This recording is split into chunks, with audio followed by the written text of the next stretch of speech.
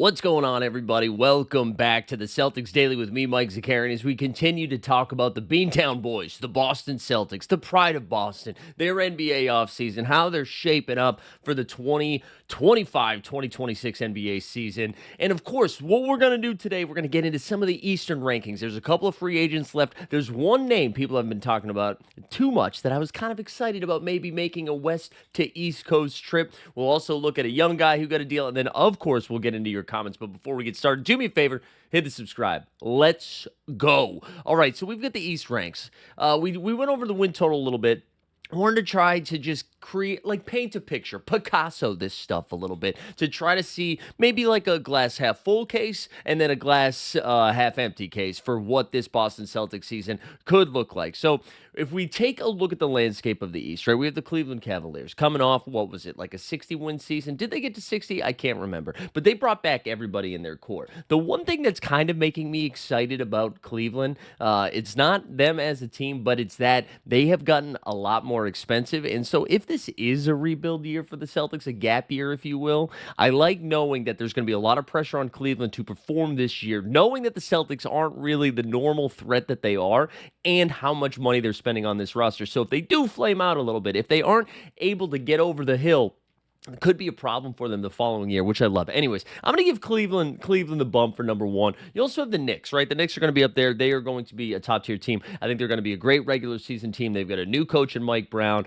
They've got most of all, if not all of their pieces back. But one thing to keep in mind, Mikal Bridges is due for an extension soon. So if things are a little wonky early, the conversation around that will be pretty interesting. But for the most part, they got Cat coming back hard, OG Anunoby, Brunson. They've got most of their core. Their young guys aren't like super promising, but those are going to be the two clear best teams in the East, right? Then you have the Magic and the Hawks. I'm going to go ahead and put them ahead of Boston. Now, that feels wrong, right? When's the last time Atlanta has had consistent over 500 seasons that would, let alone give them home court advantage in the first round of the playoffs? We haven't seen that in for freaking ever. Orlando, too, yet to win a playoff series with this core group, right? But both of them retooled.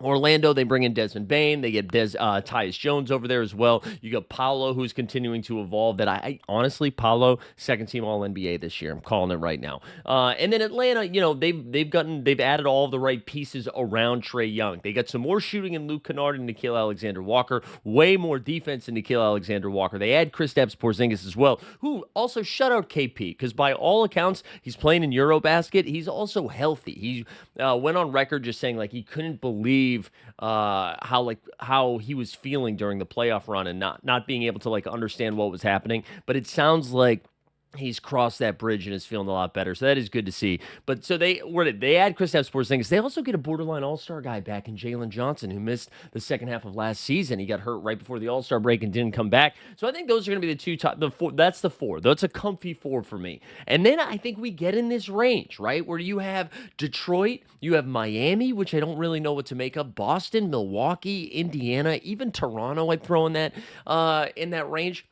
And this is where I think it gets a little interesting because the Celtics have two paths, right? I do think, and I maybe have been a little harsh on this Celtics roster and what it looks like heading into this year, but there is a case where the Celtics could finish as high as 5. I think unless there's injuries to those top 4 teams, those are going to be the top 4 in the East. That's where I land. I don't think it's going to be particularly that close. But everywhere else, I think it could be pretty tight. I think Detroit has the lead for the 5 seed. But let's talk about what Boston could look like this season.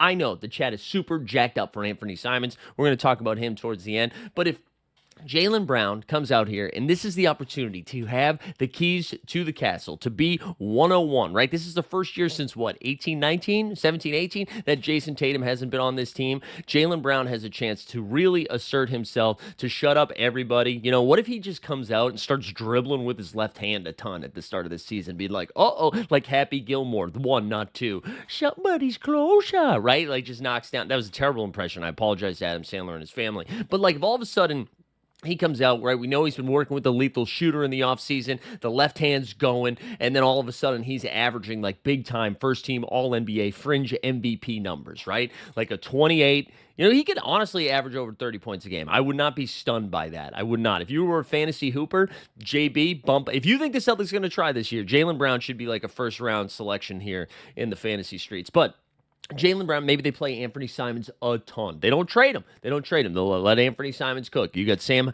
Hauser still on the team. Peyton Pritchard takes a leap. Derek White's out there, right? Maybe we get lucky with some of these young guys. But that in this world, we're extending their minutes quite a bit, and we're just going for it. We're trying to be those Isaiah Thomas type NBA Boston Celtics teams where, you go into the season being like, oh, this is going to be a rebuild, and all of a sudden Brad Stevens is doing his magic, and the team is in the Eastern Conference Finals against freaking LeBron James in a Game 7, right? So there is a world for that. In that case, I do think they could finish as high as 5, probably 6, maybe hosting the first round of the play-in game if they finish 7. Because again, let me just rattle off some of these teams that I think they're all going to be pretty close. So the Pistons I mentioned, who I think have the edge on 5. You got Miami Heat. I don't like. What is this Heat roster? They've got some young pieces that I'm excited about. Khalil Ware. Of course, they still have Tyler Hero and Bam Adebayo. They acquired Norman Powell. But after that, it's a lot of questions. Andrew Wiggins is there, but Miami was trying to trade him this entire offseason. You got Jaime Jaquez Jr., which if you want to have a little fun Reddit rumor run, just Google Jaime Jaquez and Eric Spoelstra. And then I would Nikola Jovic, somebody named Pelly Larson. They didn't bring back Davion Mitchell. They did get that rookie, Kaspers Yakunish. I did a terrible pronunciation. I think out of Illinois. So I don't know. Miami could do anything, right? Spoelstra, a very good coach. They're coming off a weird season last year. Heroes made some leaps offensively. Defensively, still a lot of questions. I don't know.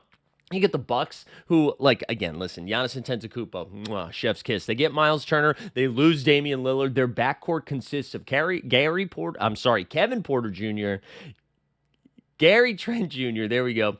And, Kyle Kuzma's still on this team. And Kyle Kuzma has been really bad. So Milwaukee's ceiling's pretty high, but their floor is also very, very low. You've got the Indiana Pacers suffering a similar situation. I think the Pacers and the Celtics, not analogy, but their trajectories are very interesting because they both lose their best player to an Achilles tear, right?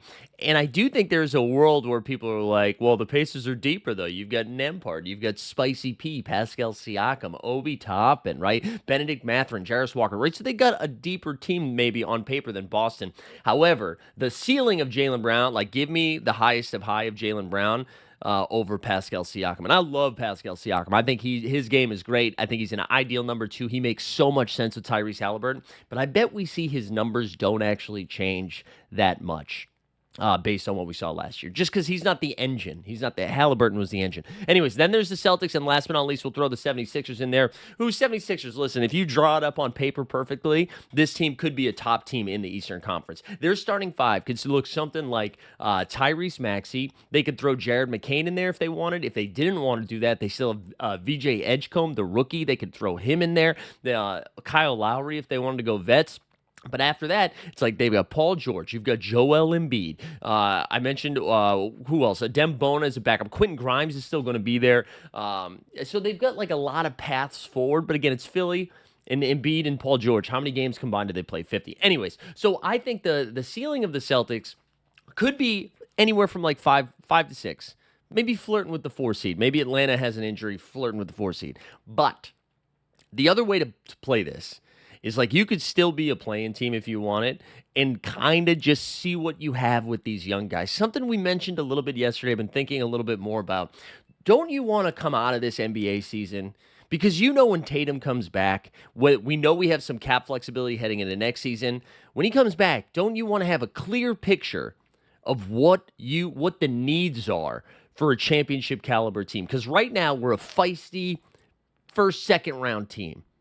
But with Tatum back, and again, I mentioned Cleveland getting a little bit more expensive. The Knicks are going to get more expensive because they have to decide if they're going to extend Mikal Bridges. Orlando and Atlanta are going to be in the mix, but you bring back Tatum, you're immediately a top team in the East. So wouldn't you rather take this season and just say hey, Jordan Walsh, do you have a future in the NBA? Let's give you a real run. Do you have a future in the NBA? Hugo Gonzalez. Can you play in crunch time when it matters? Can you be in the right spots at the right time? Baylor Shireman. We've seen moments. We've seen flashes. Can you do it? Can you do it on a consistent night in and night out? Peyton Pritchard, what is your ceiling? Right? We've seen you come off the bench and just hit half-court shots, but can you facilitate an offense? What's your ceiling? Amari Williams, the new young guy. Max Sugar, we're going to talk about it a little bit. Like, I want to know, and let's talk about the bigs a little bit, right? Because that is going to be the biggest question mark heading into next season is who is our five? What's our big man rotation? You've got a bunch of question marks, a bunch of unknowns. I should have mentioned Josh Minot as well. Let's see what he's got. He hasn't got much run. But with those bigs, Xavier Tillman, we know what we got with Xavier Tillman. Xavier Tillman is a backup center on a mid team.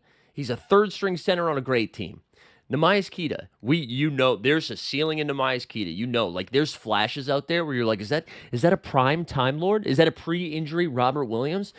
So, like, let's see. What can you do with consistent minutes, with consistent playing time night in and night out? Luka Garza, listen, everybody seems to love you, dude. You can knock down the three ball. You're a true psycho out there on the court. But can you defend well enough to actually play meaningful minutes? This is what I would like to see this year because I want to know what is our blueprint heading into the 26-27 season. And like, what's our path forward? What are the needs required? Reminds me, it's not a similar situation, but Oklahoma City Thunder, right? They finished the 1 seed 2 seasons ago, and while they're getting to the All-Star break, everyone's like, you got too many assets, man. You got to make a trade. You got to win now. And Sam Presti basically was like, I actually would like to see this team in the playoffs because I want to know what our needs actually are. And then what ended up happening? They got bounced in the second round of the Dallas Mavericks before we smoked the Mavs in the finals, but they get bounced in the second round. Sam Presti, Alex Caruso, we need you instead of Josh Giddey, all right? Josh Giddey, you were like 6th overall pick. Real upside, but we're like, it's not the right sauce for the meal we're making. They go get Caruso. They go get Isaiah Hartenstein because they knew they needed some help down low. And then bang, title. So this is what I would like the Celtics to do. Again, that's not sexy. That's not exciting. You're not going to be pumped to be tuning in to a game on like January 19th when we're like, all right, it's Amari Williams night, right? I know that's not exciting, but I do think that is the best path forward. Anyways, let's get into some of the free agents that are left because it is a low number. But there was somebody I wanted to mention. Gary Payton II is somebody that has yet to be talked about too much. And I don't know if that's because the assumption is he stays with the Golden State Warriors. He was rumored to go with the Lakers, but then our boy Marcus Wicked Smart signed with them. Gary Payton, dare I say, a smaller, better, I don't know if he's younger, but a smaller and better Ben Simmons, like another guy, like he'll at least take the corner three, right? We've seen him play real minutes for the Golden State Warriors in finals runs. He's not a good three-point shooter, but at least we know he'll actually let the ball leave his hand. A-level defender, has some injury issues as well, but I think he's somebody that could still make some run. He hasn't signed yet. Russell Westbrook, we've talked about before too. Russell, I don't know. I think it's not rumored to be in Sacramento. Also, Sacramento apparently trying to trade. They look like they're trying to trade everybody. They said Keegan Murray is on the market, which I know you have to decide if you're going to pay Keegan Murray. But man, Sacramento is dumb, dude. If you are feeling bad about where the Celtics are heading into this season, just say a prayer to whoever you pray to, up or down, and that we're at least not the Sacramento Kings and we're not the Chicago Bulls. We'll take that for days because I feel bad for those fan bases. But that's kind of it, right? We have the restricted free agents in Kuminga, Giddey, Grimes, and Cam Thomas, but I think they're all staying put outside of Kuminga, who put on Instagram he's going to bet on himself, which... God bless you. God bless you. Al Horford still isn't signed anywhere, but we know he's going with the Golden State Warriors. The Warriors are just waiting to figure out the Kuminga thing. And it sounds like the Warriors are targeting D'Anthony Melton, another name that hasn't been signed yet. I'm a big fan of both of those guys. I will say those guys are win now moves. So if Brad has decided, hey, we're gonna try to put our best foot forward this season, then go ahead and get him. But I actually don't think any of those names are going to land in Boston. But Gary Payton is one to pay attention to. If you get Gary Payton on like a 2-year deal with a player option or a team option or something like that for pretty cheap, I like it. I think he's going to stay with the Warriors, but I don't know. A name to keep an eye on. Let's Max Sugar, the rookie who looks like your accountant. He signed a 2-way deal, which is exciting. Happy for him. He was like the 54th, 57th, something like that pick of the draft. Showed a couple of flashes there at Summer League, mainly towards the end. I imagine he spends most of this season with the main Red Claw. Is it Red Claws? Claws? Santa Claus, the main team. He's going to be in the G League, I think, for most of it. Unless, again, as I was saying, if the Celtics decide they want to see what they have in their young talent, they're resting JB and Derek White for stretches, you could see him get the JD Davison treatment, where he shows up for like a couple of games in April. See what he got. But congrats to Max. Good to see that. It should all three draft picks will be in camp. So Max with the 2-way. I think we'll see him. I think we'll see Amari get some like real run. He was also the second round big man out of the University of Kentucky, also out of the United Kingdom. I expect him to get a little bit more run too, just because I don't trust. I don't trust our front court rotation. And then, of course, Hugo Gonzalez, our 28th overall pick. He's going to get some run. Let's get into some of your comments. There was some great stuff yesterday. I appreciate all of the comments that came in. Keep them coming. Keep the comments coming. It makes the show fun. I enjoy reading them. We had some good ones. So let's get into yesterday's comments. All right, here we go. First one. Let's do it in order. Paul Scott, 6'9", nice, 9'8". He says, does anyone really believe Anthony Simons is going anywhere? He, along with Derek White and Jaylen Brown, are quite a threesome. Let's check your Google search. If Simons decides to be a higher value player by playing defense, this team could be a surprise this year. I really don't see the need for Hauser this year. Maybe use that money to get another big. I think, this is a fair point. I think I've gone back and forth on Anthony Simons quite a bit, and I don't know if I've done a good job communicating. Like that I like Anthony Simons' game. You saying that you think he's going to play defense, I don't think all of a sudden a defense switch flips for a player like that. He hasn't played defense before. I don't imagine he plays defense now, but you put him in a new environment and see what happens. And because I think a lot of people will be like, well, yeah, but he was on a bad team that whole time, and now he's going to be on a good team. I want you to go look at the Portland Trail Blazers at the second half of last year's season. They were one of the best defenses in the league. And so there's another comment about Simons, too, that we can talk about a little bit. But before we do that, the mention of Sam Hauser, I do like Sam Hauser's game. And I've said this before, but I think Sam Hauser's value is going to be greater towards the trade deadline. Sam Hauser is one of those guys where, like, if you have a team that's competitive, I think the Pistons are a very interesting team to watch. Because if Detroit, who they lost Malik Beasley, runner-up for sixth man of the year, knocked down like 1 million three-pointers last year, and then bet a ton on himself, and now is probably going to do jail time. But allegedly. But they lose Malik Beasley, and they add Duncan Robinson. And Duncan Robinson, we've seen the highs of Duncan Robinson, the lows of Duncan Robinson. If the Pistons are in like February and they are like a pretty good team, they're flirting with the 4 seed, but they need more shooting to stretch the floor so that Cade and Jalen Duren can run their 2-man game so Ivy can slash. Sam Hauser makes a ton of sense for a team like that. Atlanta Hawks, same thing. Maybe Luke Kennard 3-ball's not. So I think like his value gets higher when teams can see the finish line and they're like, we're missing that one thing. So yes, you could get a big. I think it's more likely, like Detroit, maybe Isaiah Stewart comes in a deal along with a pick or something like that. I think it's more likely Hauser gets moved at the trade deadline, than earlier in the season. But I don't hate what you're saying. Like, it does feel a little redundant, and that's why I go back to seeing what you have in these young guys. We know what we have in Sam Hauser, right? But if Baylor Shireman can shoot the 3 at a high level this season, we already know he can make a little bit better than Sam Hauser, defends at a fine level, then it's like, yeah, Sam Hauser's now expendable. But you gotta see what you have in these guys first, because I don't think Hauser to Simons are a 1-to-1. But anyways, great comment by Paul Scott. Thank you. Spiz Plays Game says, horrible take on Malik Monk. Why the heck would we need another guard that another team is trying to get rid of?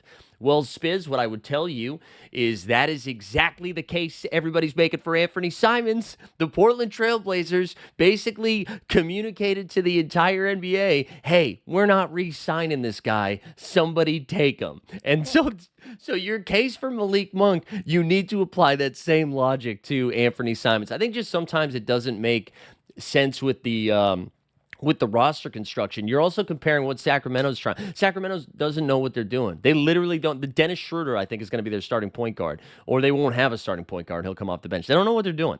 So I don't think that's necessary. Like, just because another team is trying to trade somebody, I don't think it makes sense.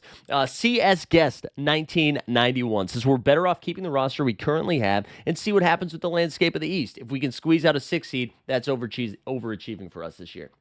I think that's fine. Yeah, I don't even think like I know the gap year. It's like, oh, let's go try to get a number one pick. Yes, that would be very sexy, very fun. But I also think there's something to be said. Like you can do both things. You can get a 6 seed or a 7 seed and let the young guys play. But I think you have to have the vision to say like we need to see what we got with these young guys. But yeah, overachieving is fun. Now, everybody likes an overachiever.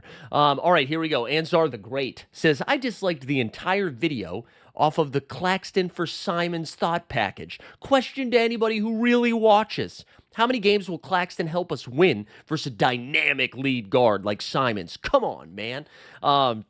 Listen, Simons is like this year, none. Claxton doesn't help you win any more games this year. I thought I was clear with that case. Maybe I wasn't. Maybe I was a bad communicator. The Claxton move is for next season if you do that. Simons is not under contract. So this after the season, you're going to have to then decide to pay Anthony Simons more. Anthony Simons hasn't had like a big payday yet. He's going to want to get a payday. The Celtics don't have the financial roster construction to offer him said payday. Claxton already under contract. It's a descending contract, so it gets cheaper every single year. Claxton's not going to help them win this season. I mean, maybe, honestly, if you think about, like, maybe he would, but whatever. That's not the case anyways, because the Celtics are so desperate for a 5 for the next season. That was the bull case for it.